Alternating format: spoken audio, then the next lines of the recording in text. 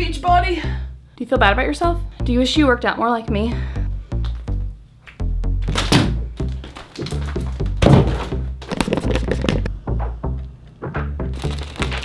Are you tired of filling your body with junk? Do you have any chronic health issues? Do you have any regular health issues? Do you have any pain? Do you wish you could feel like you're solving all your problems through a supplement?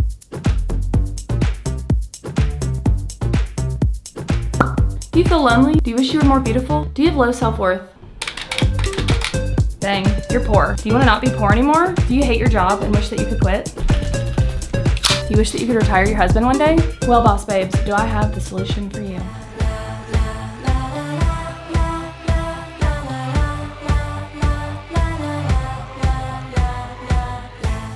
I know you've seen this before. You're scrolling on Facebook or Instagram, and there's that girl that we kind of all know from high school promoting yet another MLM. Okay, the wait is finally over. I'm about to tell you what I've been up to, what's this new thing that I've got coming. My box is here, so let's open it together. And I'm not just praying she doesn't DM me with her, hey girl pitch. It's also, why is this still happening? Why do so many people, even seemingly smart, self-aware ones, still fall for MLMs? In fact, I just saw someone I know the other day. Intelligent, successful, great job, beautiful family, soft launch her third MLM on Facebook since I've known her. And that's actually what inspired me to make this video. This isn't going to be just a general overview of what an MLM is or why it's a scam. There's already a ton of great videos on YouTube. What I want to understand is, why is this trap still working again and again? So here's the questions that we're going to explore in this video. Why do smart or self-aware people still fall for MLMs? What psychological and behavioral tactics make MLMs feel more like cults? What kind of person might actually rise to the top of a system like this? And what's the real cost to these models? What, if anything, can we do about it? So let's find out why this pattern might not just be predictable, but also inevitable. Join me as we go inside the cult psychology and emotional addiction of modern MLMs.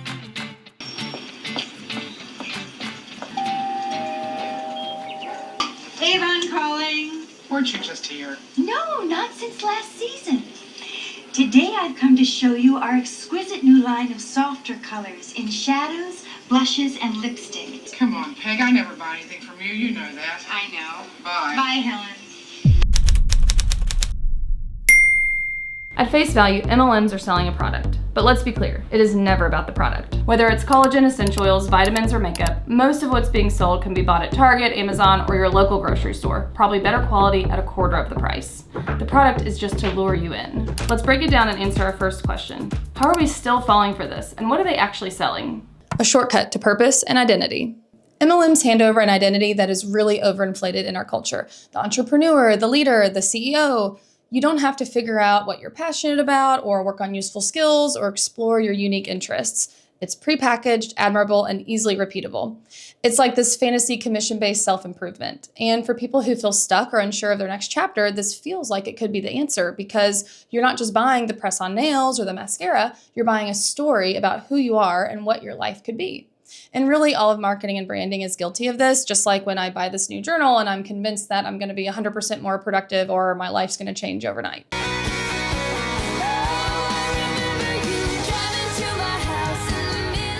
The financial freedom fantasy. You're probably very familiar with this one. The laptop on the beach post, the I quit my 9-to-5 story, the boss babe energy. It's a promise of working on your own time, unlimited earning potential, and essentially the dream life.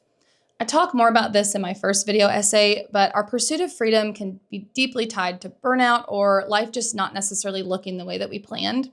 For people feeling that squeeze between economic survival and the desire for more, MLMs offer an illusion of fulfillment, autonomy, and a path to wealth. But the facts don't lie. According to analysis of MLM companies' income disclosures, including brands like Herbalife, Monat, and Arbonne, about 99% of participants lose money. And even among those who report income, the average is often less than $1,000 per year before expenses. So probably not enough to fund that beach house or quit your day job. How long you lived out here? Man, I don't know. I quit wearing a watch when I moved out here. Wow, that's so cool. Yeah. No, my cell phone has a clock on it, so I don't really need it. Right, so it's basically the same thing. Validation without risk. There's no application to fill out or intimidating interview, no emails of resume rejection. You're welcomed instantly, and not only welcomed, but celebrated with a built-in support system the moment you join. This is very tempting when the risk of rejection can feel hard to bear, and anyone who has been on a job search or online dated in the last 5 to 10 years knows exactly how that can feel. For people who feel disconnected or lonely, that immediate hype and group affirmation can feel really good. But what they find out is that belonging is often conditional, and once you leave the group, the community will disappear just as fast as it showed up. Felt like the best person ever. You felt like a celebrity.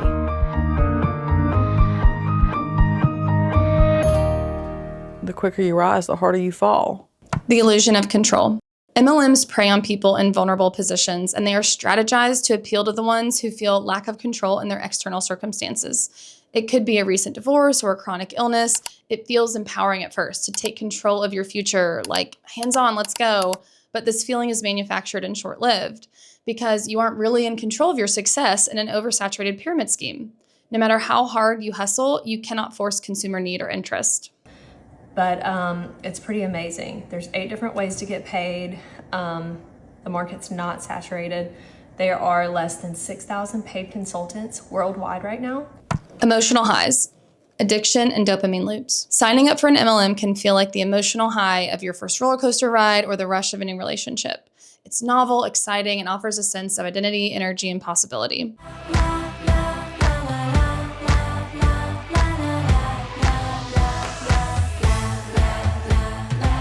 MLMs are engineered to deliver constant emotional highs. The rank-based promotions, recognition posts like, shout out to my girl boss for crushing her goals this week, daily affirmations, vision boards, and curated positivity, or signing up a new recruit or making a sale. These are intermittent reward systems, also known as variable ratio reinforcement schedules. It's the same psychological mechanism that makes gambling and social media so powerful. The reward structure is unpredictable and sporadic, which creates powerful and persistent engagement, and over time can lead to behavioral addiction. It keeps people hooked, chasing that next hit, even when the actual financial payout is negligible or even in the negative. Eddie, this place is great. They don't have any of these games at the Mirage. Pick a number. I'm great at that. Coin toss. Eddie, these are my games. Give me $20. This is why it might not feel like failure. The logical brain sees the red flags, but the emotional needs override rational thinking. Research in behavioral psychology and economics repeatedly show that humans often make decisions based on emotion, not logic. MLMs, and really most of modern marketing, was designed to exploit this. I really want this dress, and I like this crystal beetle, but it's expensive, and there's no use for it. Don Amigo, treat yourself. So now we understand that when someone's emotional strings are being pulled just right, they won't just ignore red flags and rational concerns and sign up for their millionth MLM. They'll also actively defend and justify these decisions. Today we're going to chat real and raw about network marketing. So when we look at network marketing in general, there's like a weird aura or space surrounding this pyramid scheme thing. So that's got to go. If you think about big corporations and big companies, every single massive company has some sort of a pyramid scheme, or some sort of a pyramid. Phil recruited me to sell these cards, and now I am recruiting you. Who is this guy again? Don't worry about Phil. He drives a Corvette. He is doing just fine. Okay. Calling cards are the wave of the future. These things sell themselves. Who uses calling cards anyway? You know what? That's a nice attitude, Ryan. I'm just helping you invest in your future, my friend. It sounds like a get-rich-quick scheme. Yes, thank you. You will get rich quick. We all will. Now it's time to learn about strategy. MLMs are engineered to override doubt and fast-track buy-in. These are the same psychological tactics found in high-control groups and cult-like systems. Now let's dive a little deeper into our second question. What behavioral and psychological tactics make MLMs feel more like cults? And how does that keep people stuck? Love bombing and charismatic leaders. Love bombing is the practice of overwhelming someone with praise, attention, and affirmation, usually right when they first show interest or join. In cult-like groups, charismatic leaders use love bombing to flood new recruits with validation, which lowers their defenses and fast-tracks emotional connection. The only way you can have and keep harmonious union is recognizing that you're divine. Because the truth is that you are divine.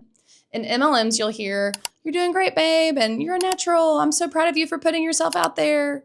Praise from someone successful, like your upline or a cult leader, triggers a dopamine and oxytocin surge, and these are our bonding chemicals. They can increase emotional openness and reduce critical thinking.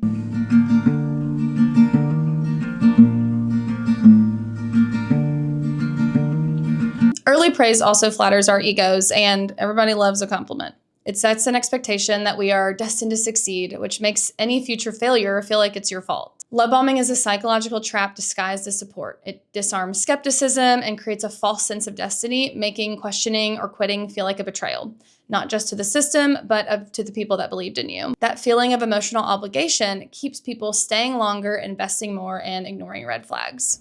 In-group language. Insider language isn't just quirky or motivational, it's strategic. It separates the group from outsiders and subtly reshapes how members think. Phrases like, don't feed into the negative energy, and just trust the process. They sound harmless, but they actually exist to shut down critical thinking. These are known as thought stoppers. In cognitive behavioral therapy, this technique is used to interrupt distressing or intrusive thoughts. But in this context, it's flipped. Instead of helping you manage unhelpful thinking, it's used to interrupt the natural flow of logic or doubt and redirect it toward loyalty and submission. So if you bring up a legitimate concern and they tell you not to feed into the negative energy, this creates discomfort around doubt and can plant seeds that questioning is shameful and disloyal. These phrases are usually easy to repeat and remember. They're just jealous of you, so they can quickly be internalized and become your own inner voice. You start policing your own doubts, leading to less and less independent thoughts. In-group lingo reinforces belonging while isolating anyone else who questions the system. When your sense of identity and connection are tied to the group, that loss of critical thinking makes it much harder to leave. Emotional flooding and conference highs. Both MLMs and cults rely on emotional intensity to override critical thinking, and this is most clearly demonstrated at their live events. Every one of us here, I want you to expect something fantastic.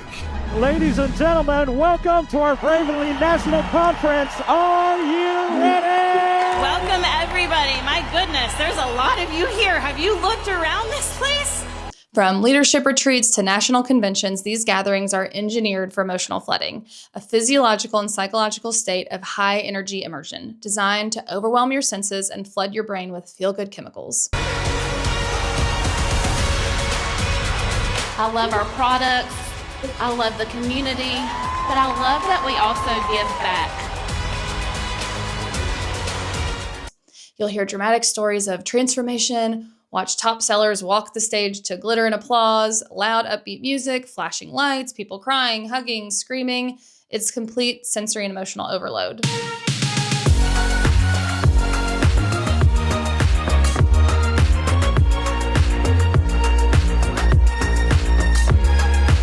And on a personal note, oh my God, what a nightmare. Give me a sensory deprivation tank and a nap any day of the week. Like, no, thank you. I could not handle that. Sitting in a quiet, air-conditioned room, sitting down, eating my lunch with no one touching me, drinking a Diet Sprite by myself. From a psychological standpoint, heightened emotional arousal plays a powerful role in how memories are formed. Neuroscience shows that the more emotionally charged an experience is, the more we vividly remember it. And that emotional intensity helps anchor the brand or movement into a person's identity, creating lasting associations between the group and feeling of purpose, belonging, and euphoria.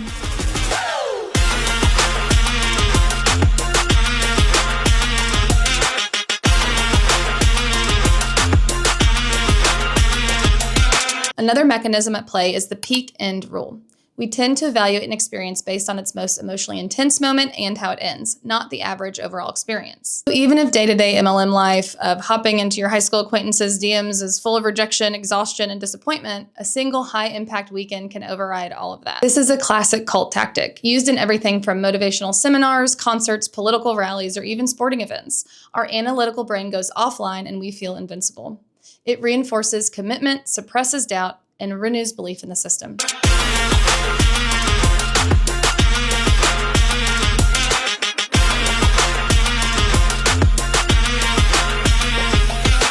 Like a casino or a concert, the high is temporary, but the attachment it creates is lasting and hard to break free from. Gamification and the sunk cost fallacy. One of the most powerful tools they use is gamification, the process of turning your progress into a game.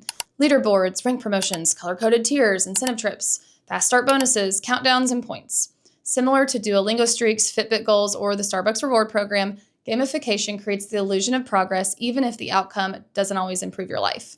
In the MLM world, you're not building equity, growing real skills, or creating wealth. But according to them, you're ranking up to like white status or gold platinum or whatever. And that triggers the same status-seeking mechanism that makes social media likes addictive and slot machines. Call it. Clark, what say we go back home and bury what's left of my money? Heads. I'm sorry, sir, it's tails. Almost. Here's where it can get more insidious. MLMs combine this gamified structure with the sunk cost fallacy. This is the psychological trap where we keep going, not due to actual success, but because of how much we've already invested into it. If they've already spent $500 on a starter kit, recruited 3 people, or just say, I've come this far, I can't quit now.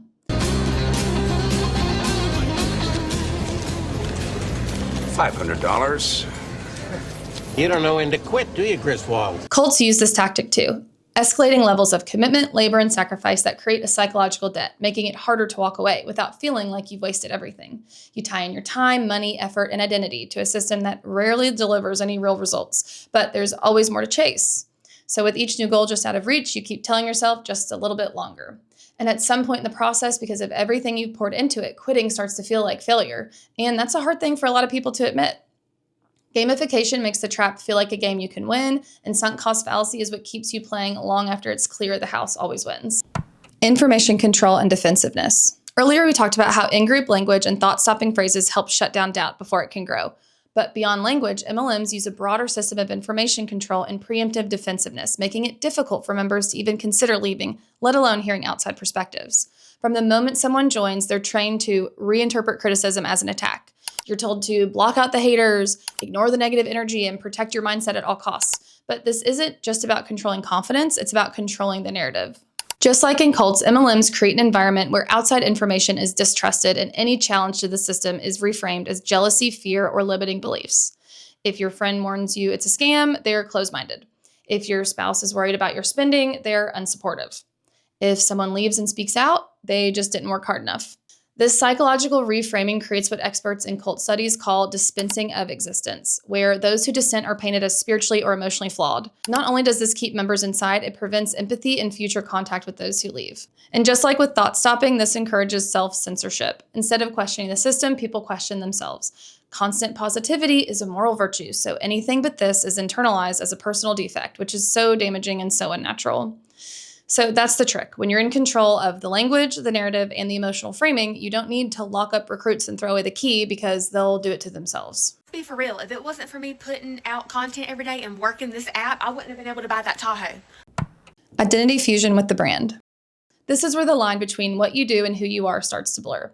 MLMs encourage you to embody the brand. So the more aligned your lifestyle appears with what you're selling, the more aspirational and successful you seem, the more persuasive you become.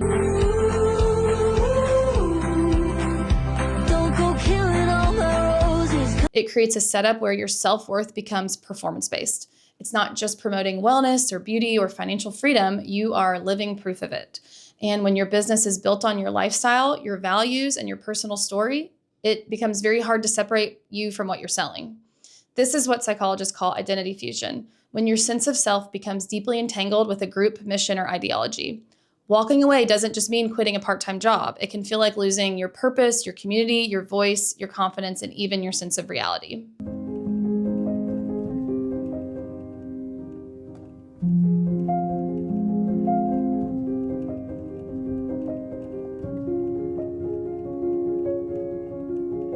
This fusion also makes criticism of the system feel personal.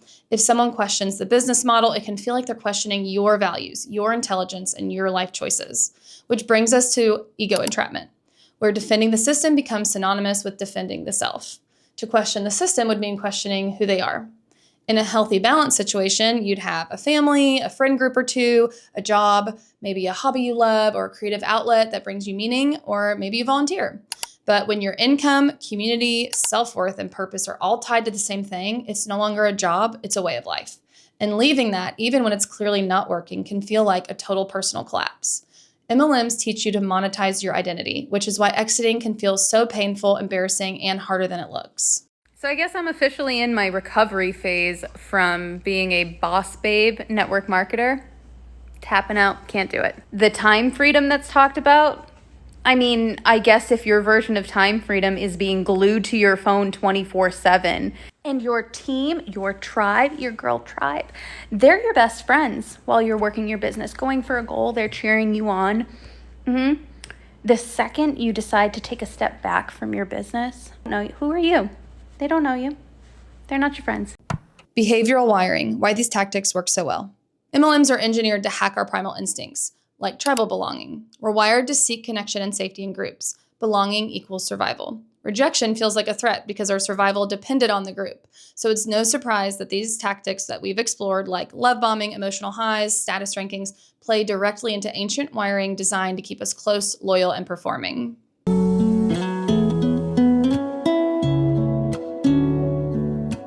Status signaling. We chase approval by displaying visible markers of success, whether that's luxury goods, lifestyle photos, or leaderboards. It tells the tribe, I belong and I'm valuable. Like how we may still select mates that displayed attractive traits that indicated high resource availability or social standing.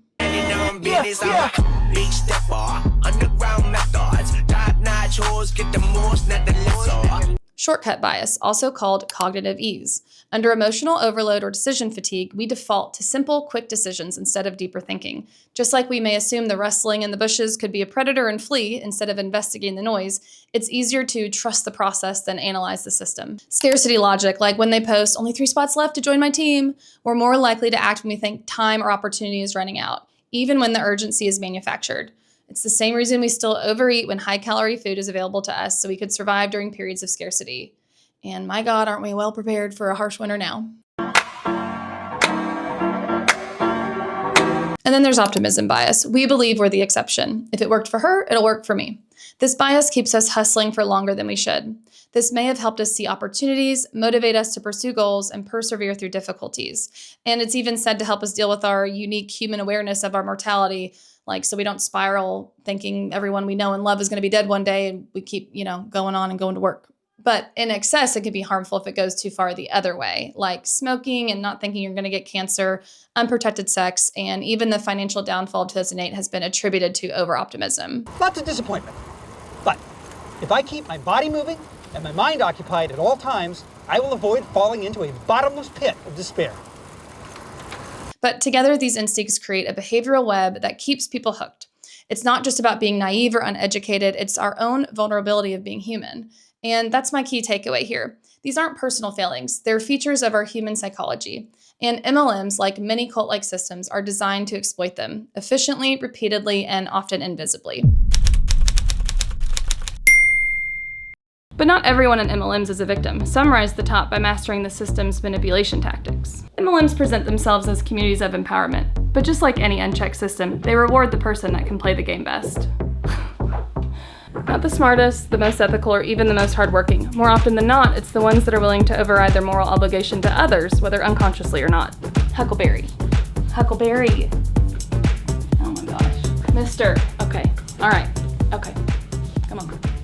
Let's unpack the 2 types of leaders that we may see and answer our third question, which is, what kind of person might actually rise to the top of a system like this? The greatest teams are not dependent upon a leader. They are empowered by that leader. The 2 archetypes of power in MLMs.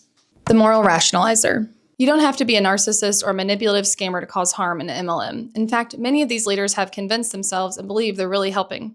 That's what makes this archetype so complex and effective.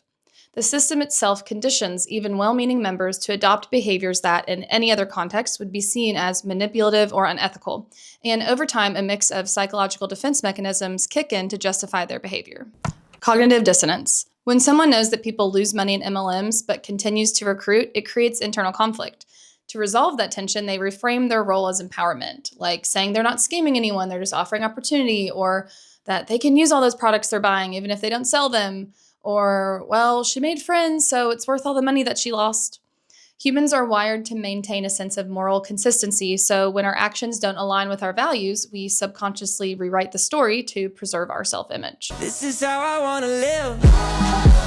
Forever we'll be singing live. Self-serving bias. We said earlier, MLM culture reinforces the belief that all success is earned, and all failure is personal.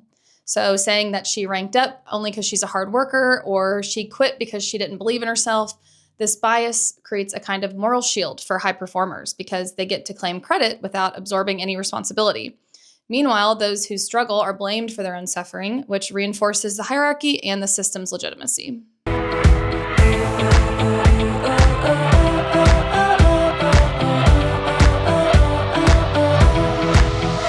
Social comparison and dominance behavior. MLMs are steeped in visible hierarchy. There's the ranks, titles, VIP groups, retreats. These status markers create constant upward comparison, and once someone reaches a higher tier, they often feel pressure to maintain that superiority, their visibility, and their influence. And this dynamic can breed dominance behavior. So you'll start seeing subtle coercion or exaggerated claims of success and even emotional manipulation. When their identity, income, and social validation all hinge on staying at the top, ethical lines can blur quickly. If you want to make $500 in just 10 days, listen up. Invite 4 friends to trade over their hair care and 2 business besties who want to work the business with you and make some extra money. And that's it. $500 plus helping 6 people. Comment or DM 500 and I'll get you started. Moral rationalization and disengagement. Psychologists call this process moral rationalization, justifying harm through seemingly positive reasoning. It's a key form of moral disengagement, a theory developed by Albert Bandura. We see leaders suppress guilt by reframing exploitation as empowerment. They convince themselves that their actions serve a higher purpose or align with good intent. A good blend of business and non-related business related content on your social media is what's going to attract people to you. I am a firm believer in attraction marketing. I think when you are being your authentic self and putting yourself out there on social media, you will bring like-minded people to you, and that's really important. You have to have a strategy to bring people in, and these are going to be your calls to action, okay? So this could look like questions and polls in your story, asking about hair type, hair struggles, hair goals, skin concerns. These leaders can be emotionally intelligent, persuasive, and genuinely believe in the mission, but their sincerity can be just as effective and just as harmful as intentional deception. That's what makes this archetype so easily to be fooled by, because they might not be lying if they have fully internalized the lie.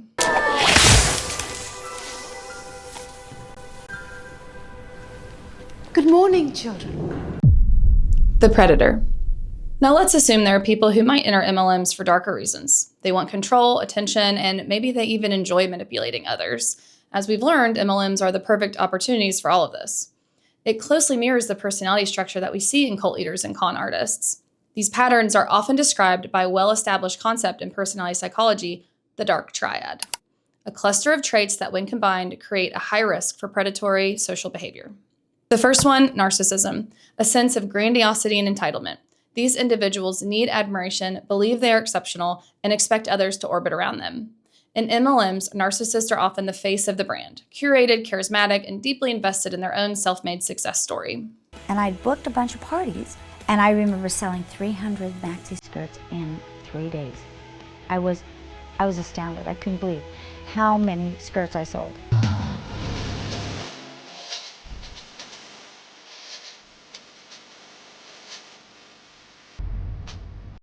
The second is Machiavellianism. This is the manipulator's trait. They're strategic, calculating, and exploitative. Machiavellian personalities excel in MLMs because they know exactly how to position themselves, how to flatter people, how to emotionally mirror, and when to strike. They understand people to control them, not to connect with them. And it was Mark that said, why don't we put our heads together and let's come up with a business plan that can help other women make money. And we needed to make it very easy and very simple and not too confusing and not too detailed so that they wouldn't get frustrated and say, I can't do this, I'm too overwhelmed, I got kids and diapers and sickness. And women call me and say, my husband just lost his job, so I guess I'm it. And they say, do you think I can do it, Dan? And I get to get my pom-poms out and say, but don't you see this is an answer? This is easy, this is fun. This is something you guys can do together, and he can watch the kids while you go and do parties. So that's why I started LuLaRoe. I wanted to help other people succeed. And last, we have psychopathy. In this one, you'll see a lack of empathy, remorse, or guilt. Psychopaths don't always have to be violent, but they do typically have shallow emotions and manipulative behavior. In an MLM context, this might look like someone love bombing a vulnerable recruit on Monday and then public shaming them for not hitting a sales target later that week.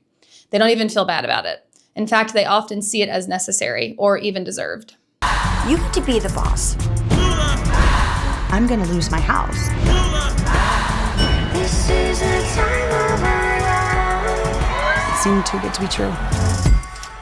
And it was.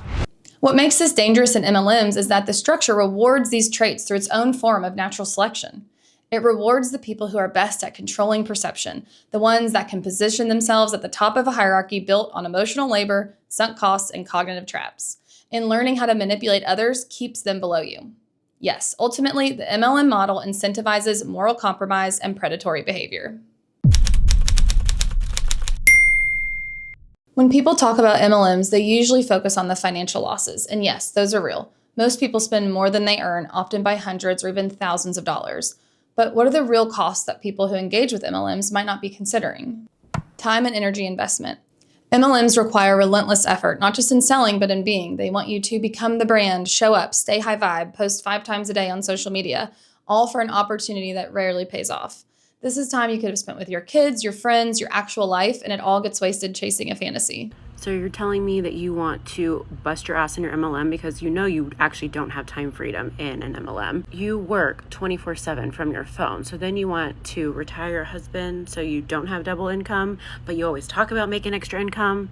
Riddle me that. Loss of self-trust. As we learned, the longer you stay, the harder it becomes to hear your own voice. And they teach you to override your instincts of doubt and discomfort. When the promised success doesn't happen, it feels disappointing and disorienting. And it's so much more than just a financial failure, it's an emotional injury. It's a rupture in self-trust that can take years to heal and build back. I want to talk about that everyone that is in an MLM and is like a diehard, how they make their entire identity their products that they take and the company that they promote. Reputational fallout. Then there's the social damage, the pushy sales messages, the strained friendships, the people you were pressuring to join while you were in it, the overly curated and sincere posts on social that you felt obligated to share. MLMs train you to leverage your relationships as transactions, and when it ends, you're left to deal with the fallout alone. Certainly cannot forget about the girls that were mean girls in high school that are now adding you on every social media platform and wanting to be your best friend. The opportunity cost. And I think this is the worst cost of all. While you are out there chasing someone else's version of success, you didn't have the time or space to ask yourself the most important question, which is, what do you actually want? Do you even want the responsibility of your own business? Do you even like makeup that much? What about that interest or skill that you've been wanting to try and thinking about, or your creative writing hobby, or that video essay on MLMs you've been wanting to make for YouTube? When we don't spend time exploring our curiosities, interests, and values, we lose the chance to shape a life that actually fits and is unique to you. MLMs don't just steal your money, they steal your time, your clarity, and your possibility. The very things you need to make a positive change in your life and build something real. There are very, very few people at the top and a whole lot of people at the bottom. I don't know about you guys. Looks pretty much like a pyramid to me.